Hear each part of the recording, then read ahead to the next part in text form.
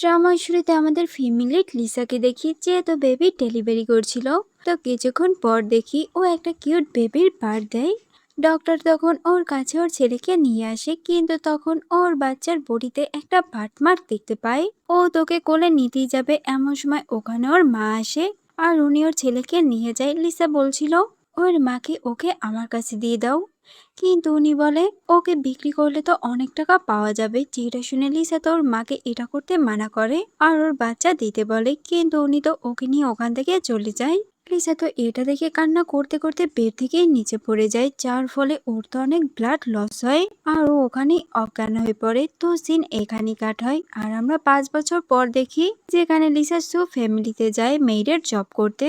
তখন এই মহিলাটা ওকে বলছিল তোমার আইডি কার্ডের সাথে তো তোমার চেহারার মিল পাচ্ছি না। এটা শুনে ও তো সব সত্যিটা বলে দেয়। ও বলছিল আসলে এটা আমার আন্টির আইডি কার্ড, উনি কিছু কাজের জন্য গ্রামে চলে গেছে, তাই ওনার জায়গায় আমাকে পাঠিয়েছে। আপনি চিন্তা করবেন না, আমি অনেক ভালো বাচ্চার দেখাশোনা করতে পারি।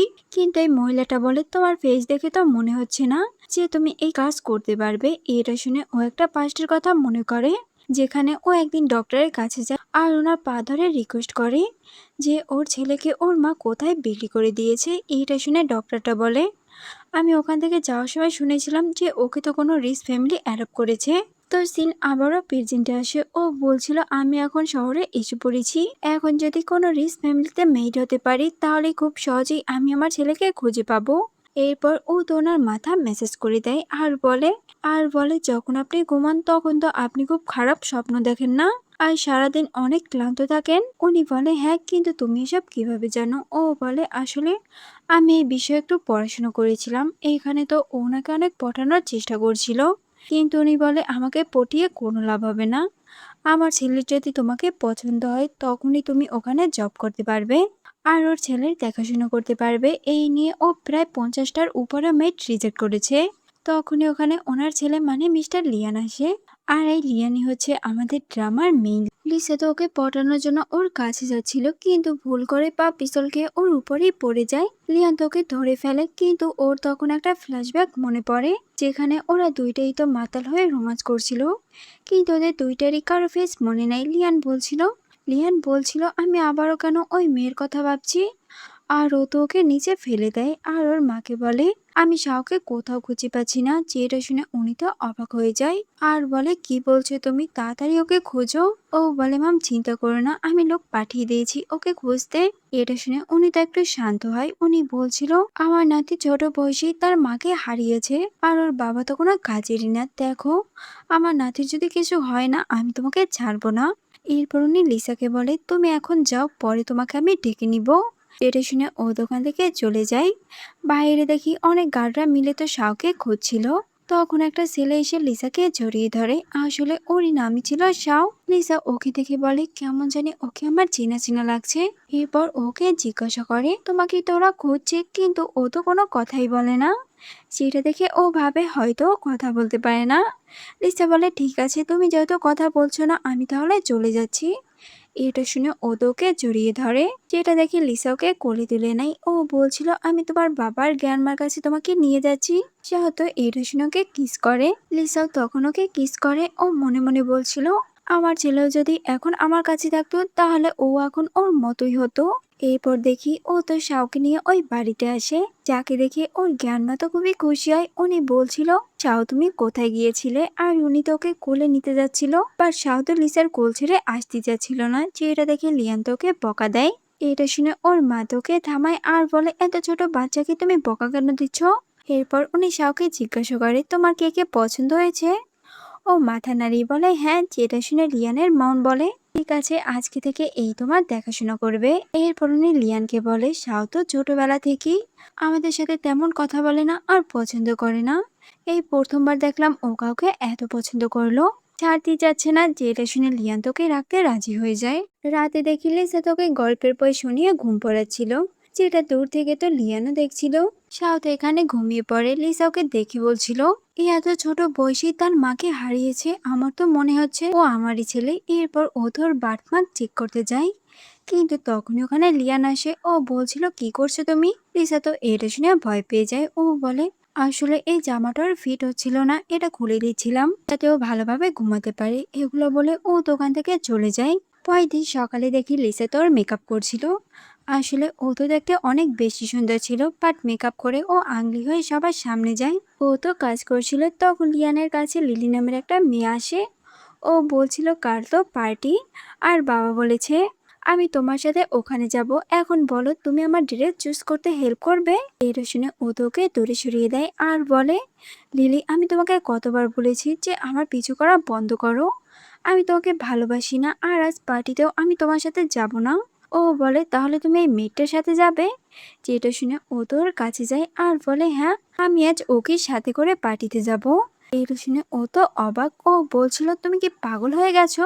কি উল্টোপাল্টা কথা বলছো? লিয়ান তখন লিসাকে বলে আমার সাথে অ্যাক্টিং করে যাও, এতে তুমি ডাবল স্যালারি পাবে।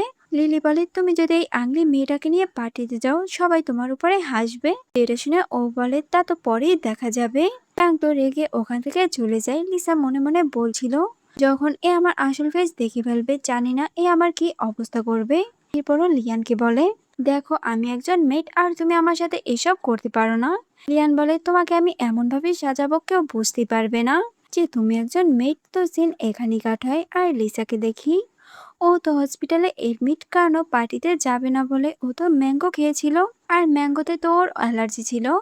লিয়ান বলে আমি জানি এগুলো তুমি ইচ্ছা করে করেছো। লিসা বলে মিস্টার লিয়ান আপনি সব কি বলছেন? ও বলে দেখো আমি জানি যে তোমার ম্যাঙ্গোতে অ্যালার্জি আছে। ও বলে আপনাকে কে বলেছে আমার ম্যাঙ্গোতে অ্যালার্জি হয়? আমি তো জানতামই না, কারণ আমরা তো অনেক গরিব, তাই কোনোদিন ম্যাঙ্গো খেতেই পারিনি। লিয়ান বলে মিথ্যা কথা বলা বন্ধ করো, আমি জানি কারণ শাওয়েরও ম্যাঙ্গোতে অ্যালার্জি আছে। এটা শুনে ও তো অবাক। তো সিন এখানেই কাটায়। এরপর দেখি ও তো রেডি হয়ে লিয়ানের কাছে আসে।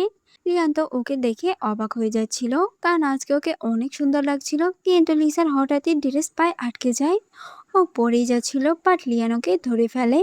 কিন্তু অ্যাক্সিডেন্টলি ওদের কিস হয়ে যায়, যার কারণে লিয়ান তো আবারও ওই রাতের কিছু কথা মনে পড়ে। এরপরও লিসাকে জিজ্ঞাসা করে ওই রাতের কথা, যে তুমি কি 5 বছর আগে ওই হোটেলে গেছিলে। ও কিছু বলতেই যাবে তখনই ওখানে শাও আসে, যাকে দেখে ওরা দুইটাই তো দূরে সরে যায়। এমন সময় ওখানে একটা স্টাফ আসে আর উনি বলে এখন আমি বুঝতে পেরেছি শাও দেখতে এত কিউট কেন, কারণ ওর মা তো আরো বেশি সুন্দর। এটা শুনে লিসা বলে আরে আপনি ভুল বলছেন, আমি ওর মা না। কিন্তু স্টাফ বলে ওকে দেখতে তো একদমই আপনার মতো দেখতে। লিয়ানো তো ওদের কথাই শুনছিল। তখন লিসা ভাবে সত্যি তো এ দেখতে একদমই আমার মতো, আর ওরও তো ম্যাঙ্গোতে অ্যালার্জি আছে, আমাকে সবকিছু জানতেই হবে। এরপর দেখি ওরা তো পার্টিতে আসে, যেখানে সবাই তো লিসাকে দেখে ভাবছিল হয়তো এটাই শাওয়ের বায়োলজিক্যাল মেয়ে, কারণ ওকে দেখতে একদমই ওরই মতো। কিন্তু লিলির তো এসব দেখে খুবই রাগ ওঠে। এরপর দেখি ও তো লিসার মমকে কল দেয় আর বলে লিসা এখানে কিভাবে আসলো, তোমাকে না বলেছি ওর উপর নজর রাখতে যাতে ওর এখানে না আসতে পারে। উনি বলে আসলে ও পালিয়ে এখান থেকে চলে গেছে ওর ছেলেকে খুঁজতে। তখন আমরা জানতে পারি আসলে 5 বছর আগে ও লিয়ানকে ড্রাগ দিয়েছিল ওর সাথে নাইট স্পেন্ড করার জন্য, কিন্তু ভুল করে রিসাও রুমে চলে যায়। আর ওকেও তো ওই দিন ড্রাগ দেওয়া হয়েছিল, যার কারণে ওরা দুইটাই একসাথে নাইট স্পেন্ড করে ফেলে। লিলিও তো এটা জানে যে লিসাই হচ্ছে শার বায়োলজিক্যাল মা। ও তো রেগে বলছিল যে করেই হোক এই মা আর ছেলেকে আমি লিয়ানের লাইফ থেকে দূরে করবই। তো পরের দিন দেখি লিসা তো অনেক খুশি হয়ে ডক্টরের কাছে যায়, কারণ অনেকে বলেছে যে তোমার ছেলের খোঁজ পাওয়া গেছে। এটা শুনে ও জিজ্ঞাসা করে কোথায় আমার ছেলে। তখনই ওখানে লিলি আসে। ও বলে আমি তোমার ছেলেকে তোমার সাথে দেখা করাবো, তার আগে শাওকে তোমার আমার কাছে এনে দিতে হবে। আসলে তুমি তো জানো আমি লিয়ানকে কতটা ভালোবাসি, তাই আমি শাওয়ের সাথে টাইম স্পেন্ড করতে চাই যাতে ও আমাকে মা হিসেবে মেনে নেয়। আমি জানি ও যদি আমাকে মা হিসেবে মেনে নেয় তাহলে লিয়ানও আমাকে মেনে নিবে। প্লিজ তুমি আমার হয়ে এই কাজটা করো। ও তো এখানে লিসাকে ওর কথার জালে ফাঁসিয়ে নেয়। ডক্টর তো এখানে লিলির সাথেই ছিল। এরপর দেখি ও বাসায় এসে লিয়ানকে বলে আজকে আমি শাওকে নিয়ে ঘুরতে যাব পার্কে।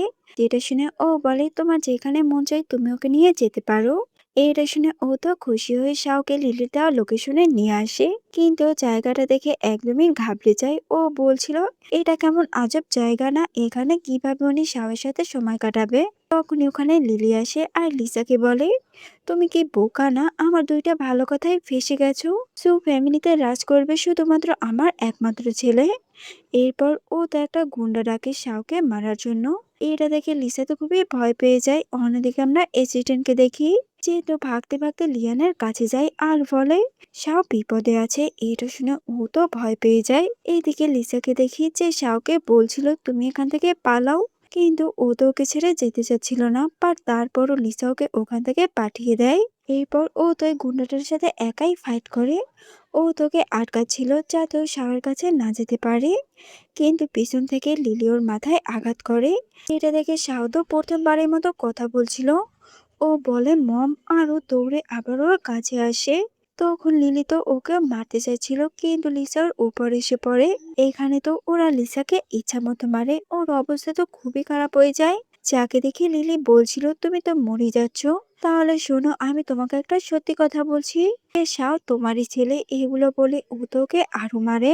তখনই ওরা লিয়ানদের আসার শব্দ শুনতে পায় আর ওখান থেকে পালিয়ে যায়। লিয়ান তো ওদের এমন অবস্থা দেখে তাড়াতাড়ি হসপিটাল নিয়ে আসে।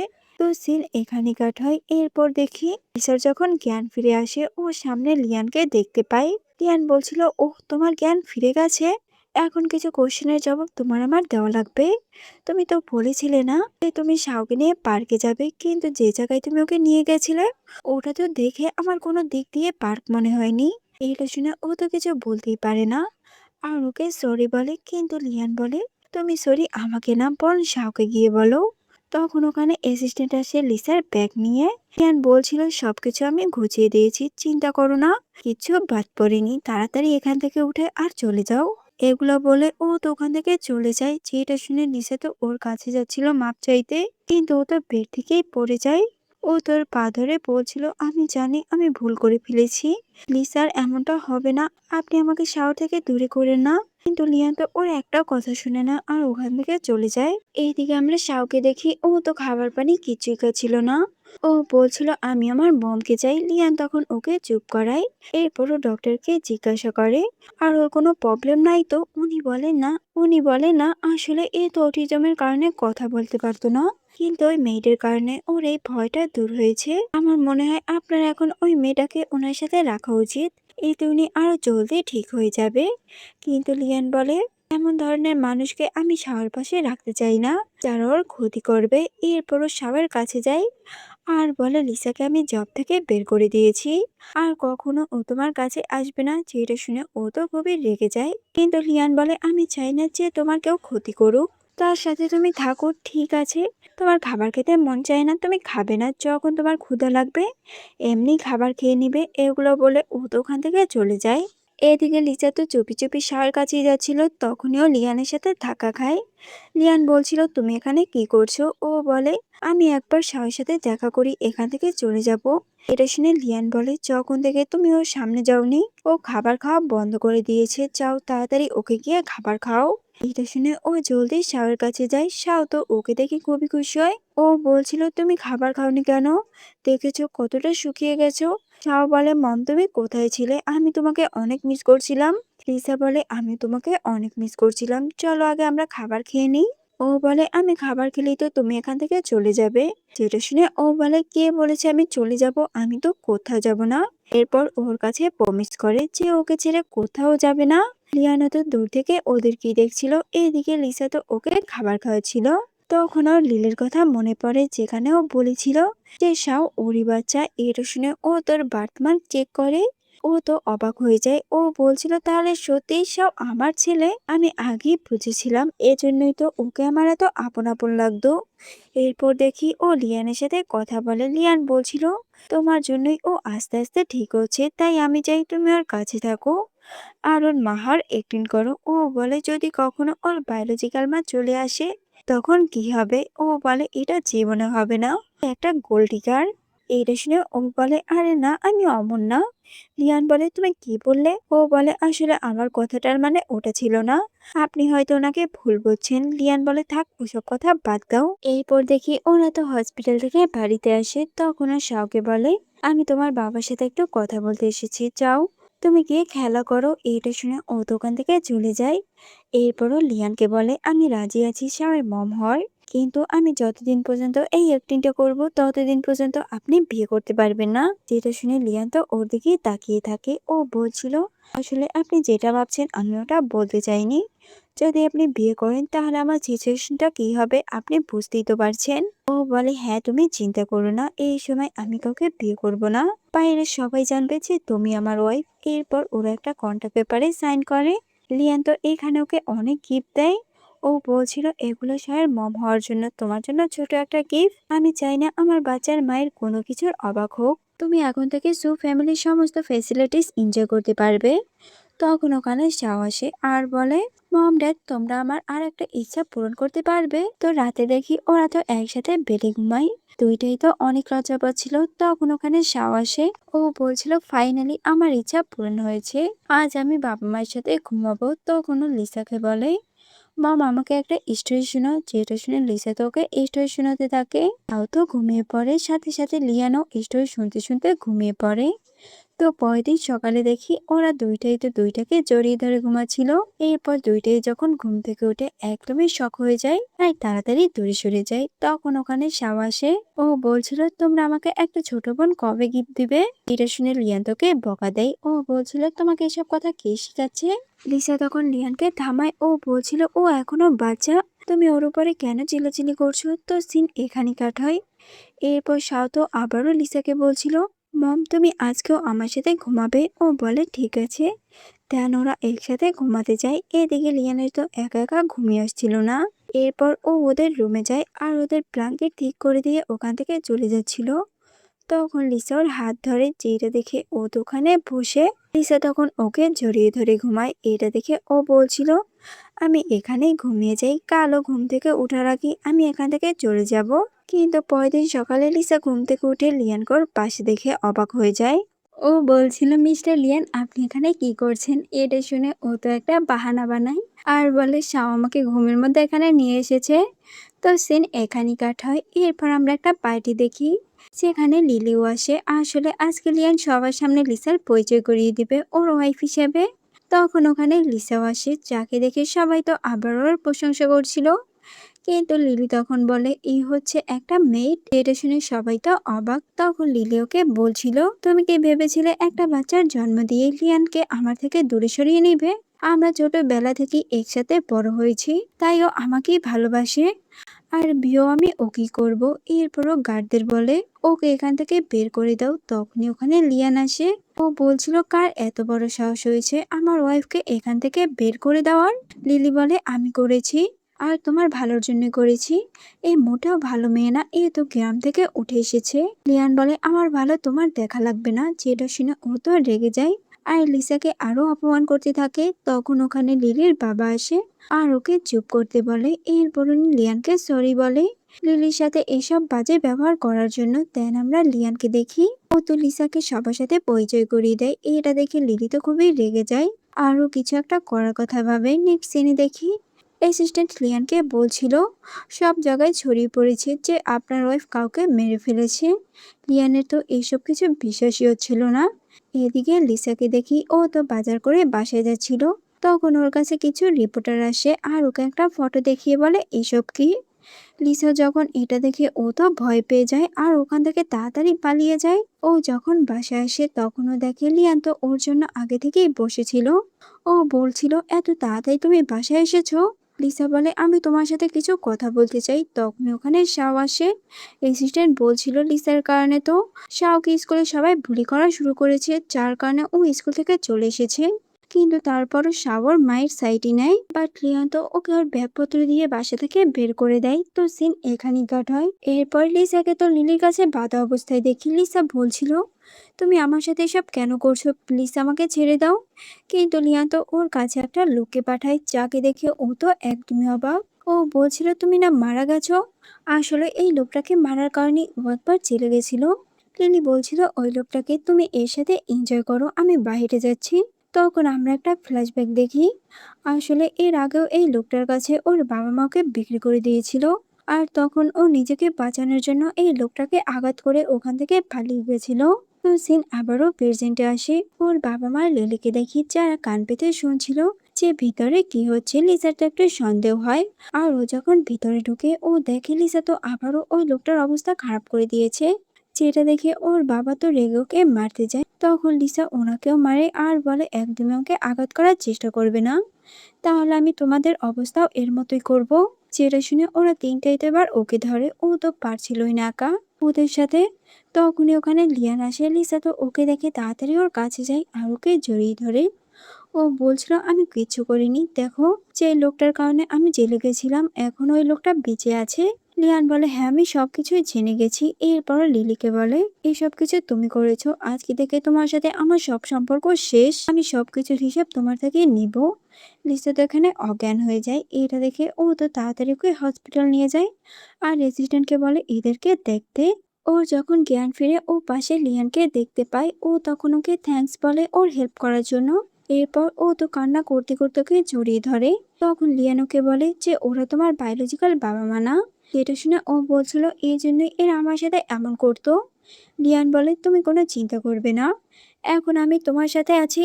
এরপর ও তো সুস্থ হয়ে বাড়িতে আসে। পরের দিন দেখি তাও লিয়ানকে বলছিল দেখো বাবা মমকে কত সুন্দর লাগছে, আজকে আমরা সেম ড্রেস পরেছি। ও বলে হ্যাঁ অনেক সুন্দর লাগছে তোমার মমকে। এরপর ওরা তো একসাথে শাওকে স্কুলে ছাড়তে যায়। ও স্কুলে যাওয়ার পর লিসাকে বলছিল আমি কি প্রতিদিন ওকে স্কুল নিয়ে আসতে পারি। ও বলে হ্যাঁ অবশ্যই। তখনই হঠাৎ ওদের আবারও অ্যাক্সিডেন্টলি কিস হয়ে যায়। যেটা দেখে ও তো লজ্জা পেয়ে তাড়াতাড়ি ওখান থেকে চলে যায়। রাতে দেখি লিয়ান তো খুবই ড্রাঙ্ক হয়ে বাড়িতে আসে। যেটা দেখে ও বলছিল তুমি এত ড্রিঙ্ক কেন করেছো। ও তো কোনো কথাই বলে না। যেটা দেখে ও চলে যাচ্ছিল। তখন লিয়ান ওকে ওর কাছে টান মারে আর ওকে ওর কোলের উপরে বসায়। এরপর লিয়ান তো ওকে জড়িয়ে ধরে আর ওর ফিলিংটা ওকে কনফিউজ করে দেয়। যেটা শুনে লিসা তোকে কিস করে। এরপর ওদের আবারও রোমান্স শুরু হয়ে যায়। পরের দিন দেখি লিসা তো শাওকে রেডি করে স্কুল নিয়ে যাচ্ছিল।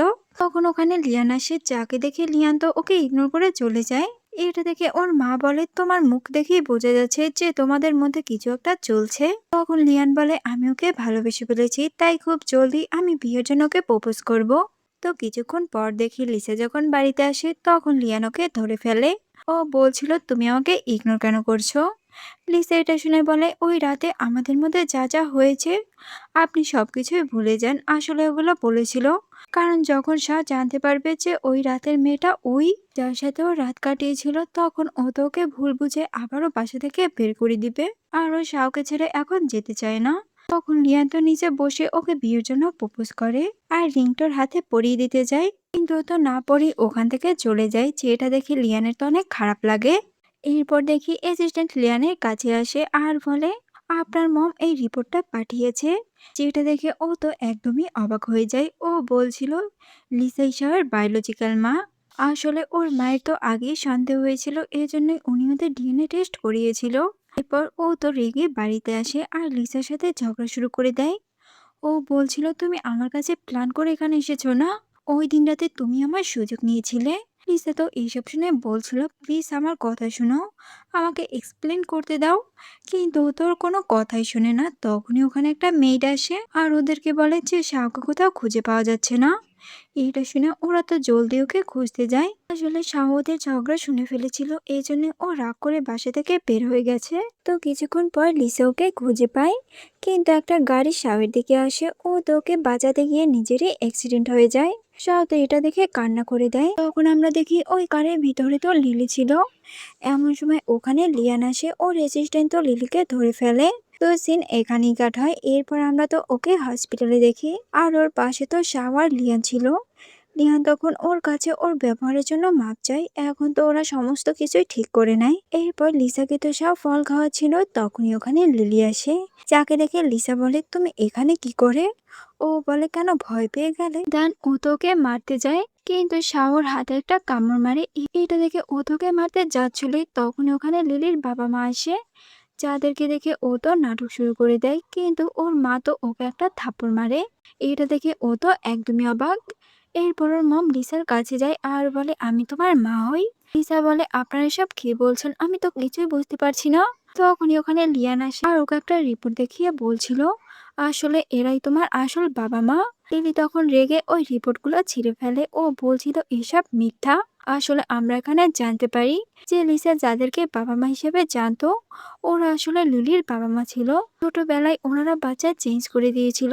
ওর বাবা তখন বলছিল, তারা যারা আমার মেয়েকে কষ্ট দিয়েছে তাদেরকে আমি কাউকে ছাড়বো না। এরপর উনি তো লিলিকে টানতে টানতে ওখান থেকে নিয়ে চলে যায়। তো লাস্ট সিনে দেখি লিসা যখন সুস্থ হয়ে বাড়িতে আসে, লিয়ান তো সবার সামনে ওকে ফুল দিয়ে প্রপোজ করে আর ওর ভুলের জন্য ওর কাছে মাপ চায়। লিসাও তোকে মাফ করে দেয়। তো এখানে এই ড্রামাটার হ্যাপি এন্ডিং হয়।